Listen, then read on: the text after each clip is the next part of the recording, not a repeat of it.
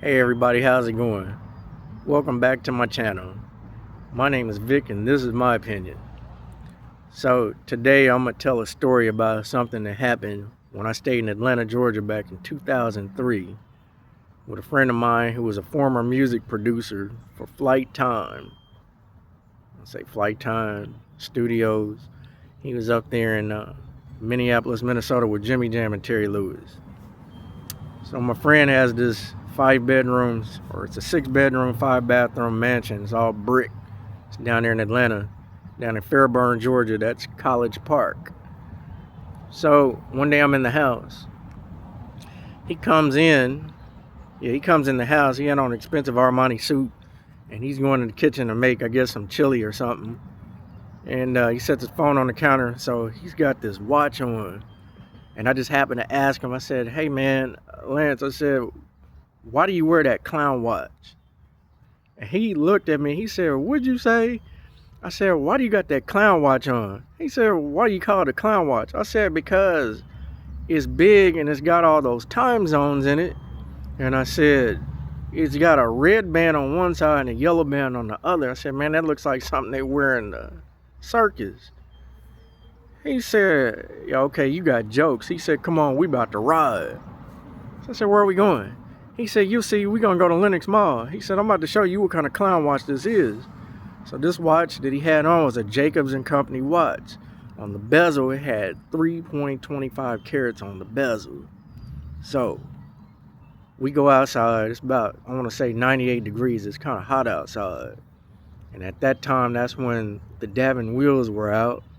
And he had a brand new set.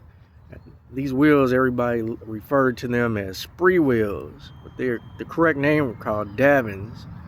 So they're 24 by 10s, and they would spin, and they keep spinning. I guess because how the ball bearings were. So anyways, when I come out the door, the wheels were, he just got back, the wheels were still spinning, and they're spinning fast. So, and Ludacris, who stayed not far from us, up the road in the next subdivision, had the same truck. So we get in the Escalade, and he turns the air on, and he's playing like a Dave Chappelle video. I wanted to hear some music, but I'm like, that's cool, I'm just going for the ride. So we get in the Escalade and we leaving Country Lakes. That's the name of the subdivision where we at.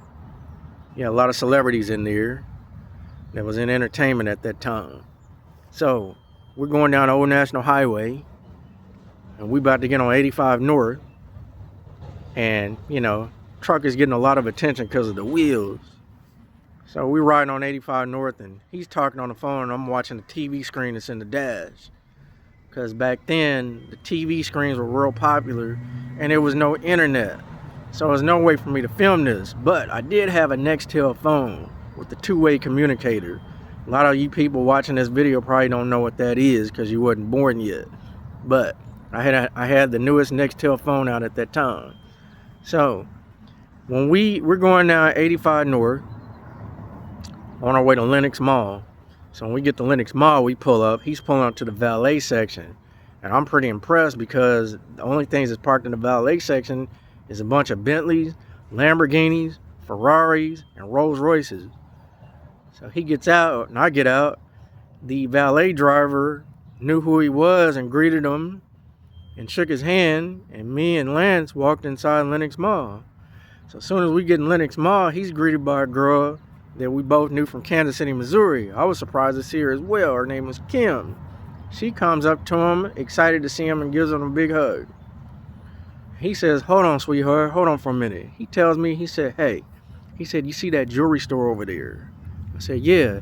He said, "Go over there, but don't go inside." He said, "Look in that window to the left." He said, "Because they got Rolexes on the right side."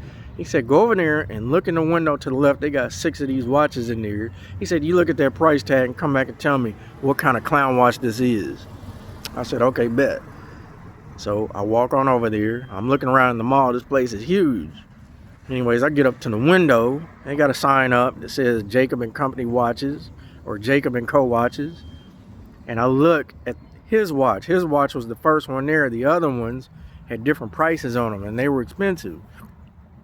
His watch had a price tag of $13,500 on it. My jaw dropped. I was like, wow, this is an expensive piece of jewelry. And see, back then I only thought Rolexes existed. And I know they had other watches out that's on that level, like your Ferrari watches and Tag Heuer and things like that. I'm not into Tag Heuer.